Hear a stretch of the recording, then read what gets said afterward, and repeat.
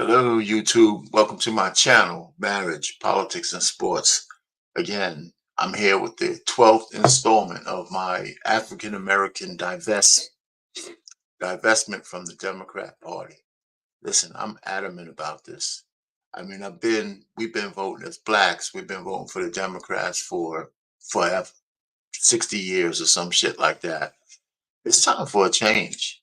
Um, in the face of the migrant crisis, I want to just be clear that it's not the people, it's the policy of taking tax dollars from the people who need it the most and telling them no at every turn and then giving it to somebody else. In this case, the migrants happen to be Spanish speaking from South America.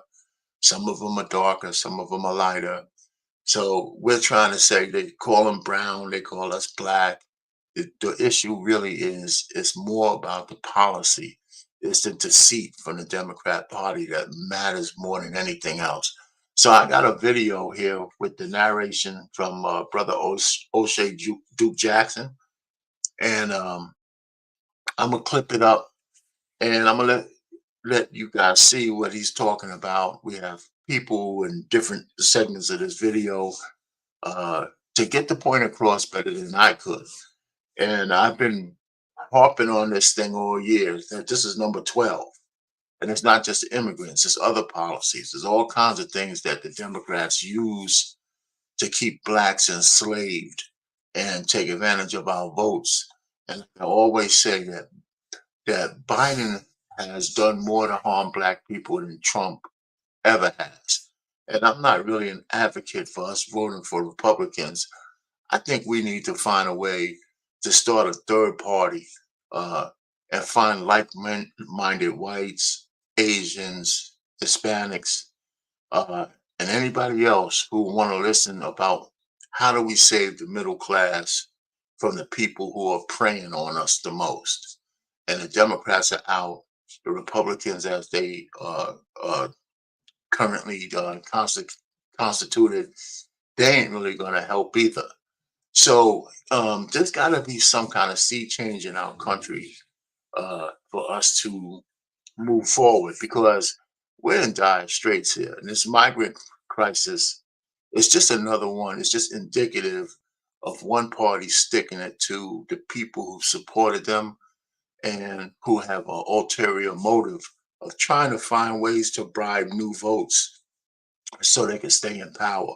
And they're going to be surprised because, Hispanics don't, and Latinos, they don't just give their votes to Democrats. Only people who just give out votes to Democrats is just black people. Everybody else is divided. Nobody else is monolithic in voting except the idiot people from the black community. And it's led by our inept, corrupt, and traitorous black leaders. So anyway, because race is the only thing that matters to them. And racism has been the least of our problems for a very, very, very long time. Anyhow, because there's a lot of successful black folks and nobody ever wants to say, how did they get there under all of this oppression? So anyway, let me show you this video and we're gonna get started. I'm gonna stop and start it, and you guys tell me what you think. All right, here we go. See that beard is coming in a little bit. Jeez. I might even try to be handsome one day. Where's this thing, man? There you go.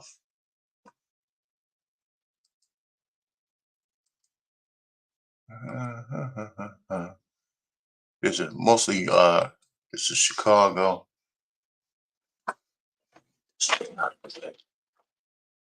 Democratic Party, we're watching you. Yeah. We are disappointed. We are angry. We are offended. And we feel like we're being mistreated, misused, and disrespected.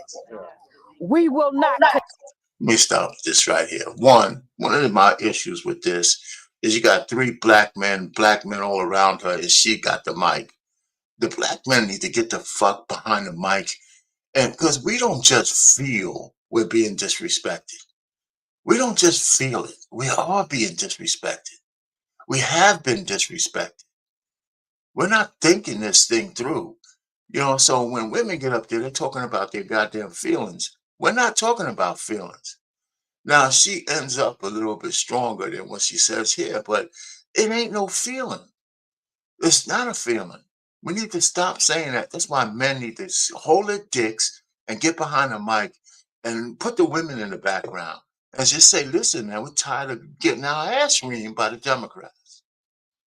Continue to be disrespected by the Democratic Party. As I said yesterday, and I'll say today and tomorrow, if you're an independent candidate, Green Party candidate, Republican candidate, now is your time in this city. So she said something, but I got some more stuff I'd like to say. And then we got some commentary coming up. And just bear with me. I'm gonna move this along a little bit and we can get to the next clip. I'm gonna just go through the clip and kind of start and stop the clips as I go. So bear with me. Past 8 months. The $17 million investment for these 18 Black and brown small businesses is really it really captures what I call the soul of Chicago. It's who we are.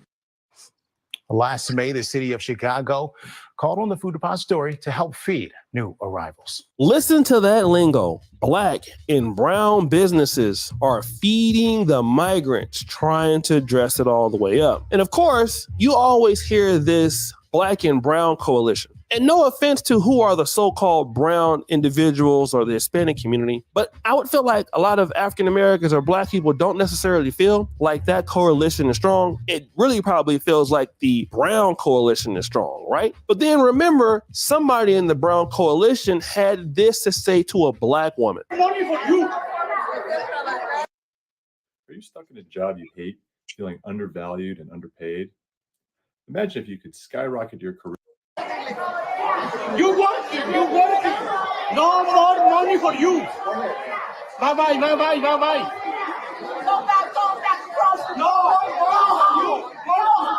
No more money for you. It's lazy. You lazy. No more money for you. Yeah, that's right. See, there you go. Listen, there ain't no coalition. He called her lazy. Now, remember, Dr. Umar Johnson was down there not so long ago, but the mayor canceled his meeting. And this is what Dr. All right, so listen, I clipped it here because Dr. Umar is going to come up. I'm going to show you a couple seconds of him, as much as you could possibly stomach. But the only time when this so-called Black and brown coalition works is when there's a common interest. But as soon as that interest is no longer common, it's just Black, it's just brown, whatever the hell that really means, right? Because we need to kind of just start these social constructs of Black and brown. Most lighter or white Hispanics consider themselves white racially, right? Some consider themselves mixed racially. Some consider themselves Black racially, and people putting them in a category. I mean, for heaven's sakes, even Black people don't always consider themselves Black. They always say, I got some Indian in me or some other shit like that, because they don't like to be called Black either. So we put people in buckets. But we kind of know who we're talking about. Black Americans who squandered all the opportunities they had in the inner cities to own the neighborhoods that they live in are starting to see folks come in. And they know within 5 years, those people will be running those stores, they'll be running those communities. And one of the things that give them the power is that they're bilingual, and Spanish is speaking Spanish for Hispanic and Latino people is like glue. Even though they have very diverse ethnic national backgrounds. It's a glue that holds them together in the mix of a whole bunch of English people in the country. You know, so in the absence of any other outside forces, then they'll fight each other. But when those outside forces are there, then they might vote differently politically. However, there's a camaraderie through the language that's, I think, is kind of unique in terms of, I don't think English speaking people have that same kind of camaraderie. Anyway, so let me continue. Dr. Umar is going to come up, and I'm gonna just give you a little bit of him because I know he's hard to stomach.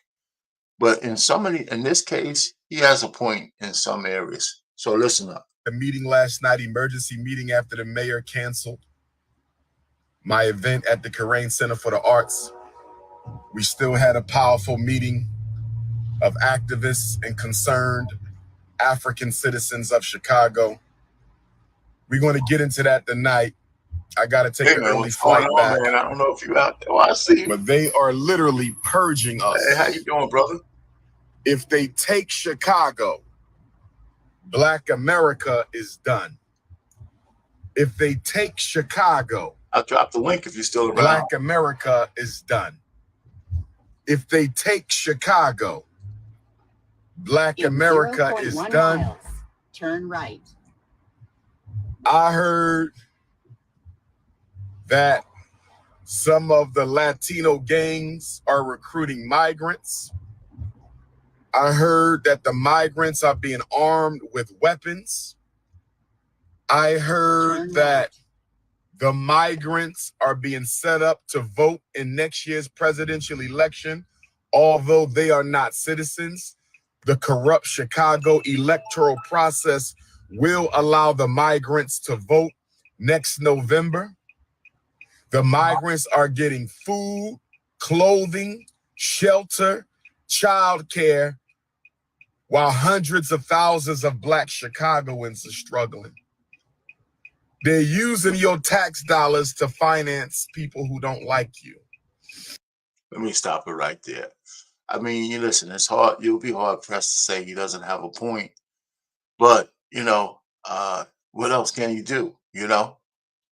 This is what's going on. And it's pitting us against other groups, right? But we got a major issue because Black folks have been here. We've been in those neighborhoods, and we've been squandering the opportunities to own these places. And make no mistake, we are going to be replaced politically. There's no doubt about it. We'll be, half of the people can't stand to be together. We're not building anything. So I'm gonna skip ahead again and get to the next level, because I want to go through this and just have some more commentary while we go. And we can listen to O'Shea Juke Jackson, with his own brand of stuff. And he put this together because I believe this is his African channel. And it's a pretty good one. Chicago today for a solution to the city's migrant crisis. The Illinois Coalition for Immigrant and Refugee Rights held its annual summit in Pilsen. Their community groups, activists, and labor unions joined together, calling for solidarity and support for migrants. If you look at this crowd, in creating a system of migration to this country that is. If you look at this crowd, right, it's mostly Hispanic, if not all Latino. And, I would say rightfully so, right? Not all Latinos going to be against migrants because their brothers, their sisters, their cousins are the ones being let in, right? And they're already surpassed, I think, Blacks in terms of population in this country. And this is going to add another, 5, 10 million people on top of that, while our sisters and brothers are going down to Planned Parenthood and getting rid of our population in droves in different levels, right? These folks are coming in, they're having their babies, right? They are entrepreneurs. And besides, forget about the criminal element that's following them in here.